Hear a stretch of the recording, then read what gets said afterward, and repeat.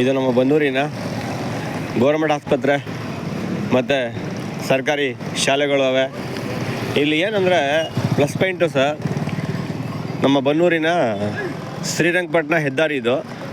ಆದರೆ ಇಲ್ಲಿ turning point ಸಿಕ್ಕಾಪಟ್ಟೆ ಟರ್ನಿಂಗ್ ಇದೆ. ಆದರೆ ಇಲ್ಲಿ ನಿಧಾನವಾಗಿ ಹೋಗೋಮ ಅಂತ ಏನು ಸ್ವಲ್ಪನೂ ಅವ್ರಿಗೆ ವೆಹಿಕಲ್ಸ್ ಓಡಿಸೋರಿಗೆ ಸ್ವಲ್ಪನೂ ಜ್ಞಾನವೂ ಇಲ್ಲ.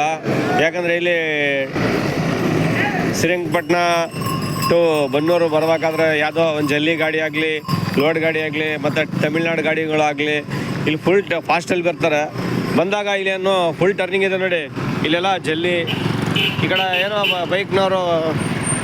ಬೈಕ್ನವ್ರು ಬಂದಾಗ ನೋಡಿ ಜಲ್ಲಿ ಕಲ್ಲು ಫುಲ್ಲು ಈಗ ರೋಡೆಲ್ಲ ಬಿದ್ದಿರ್ತಾರೆ. ಏನಾರು ಟೂ ವೀಲರ್ ಏನಾರು ಬಂದರೆ ಅಲ್ಲೇ ಗಾಡಿ ಸ್ಕಿಡ್ ಆಗಿ ಬಿಟ್ಟು ನೋಡಿ. ಈ ಥರ ಎಲ್ಲ ಫುಲ್ ಫಾಸ್ಟ್ ಬರ್ತಾರೆ ಗಾಡಿಗಳು.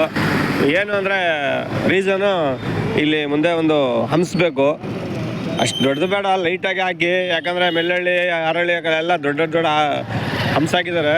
ಅಷ್ಟೇನು ಚಿಕ್ಕದು ಬೇಡ, ದೊಡ್ಡದೇನು ಬೇಡ, ಲೈಟಾಗಿ ಹಾಕಿದ್ರು ಪರವಾಗಿಲ್ಲ. ಯಾಕಂದ್ರೆ ನೋಡಿ ಶಾಲೆ ಮಕ್ಕಳೆಲ್ಲ ಹೋಗ್ತಾ ಇರ್ತಾರೆ. ಇಲ್ಲಿ ಹೋಗೋರು ಬೈಕವ್ರು ಆಗಲಿ, ಪ್ರತಿಯೊಂದು ಗಾಡಿಯವರು ಫುಲ್ ಫಾಸ್ಟ್ ಟರ್ನಿಂಗಲ್ಲಿ. ಅದರಿಂದ ಸಾಧ್ಯವಾದಷ್ಟು ಒಂದೆರಡು ಚಿಕ್ಕದಾಗಿ ಹಂಸ ಹಾಕಿ ಅಂತ ನಾನು ಕೇಳ್ಕೊತಾ ಇರ್ತೀನಿ. ನೋಡಿ ಇಲ್ಲಿ ಫುಲ್ ಟರ್ನಿಂಗು ಬಂದಂಗೆ ಹೊಂಟೋಗ್ತಾರೆ ಇಲ್ಲಿ.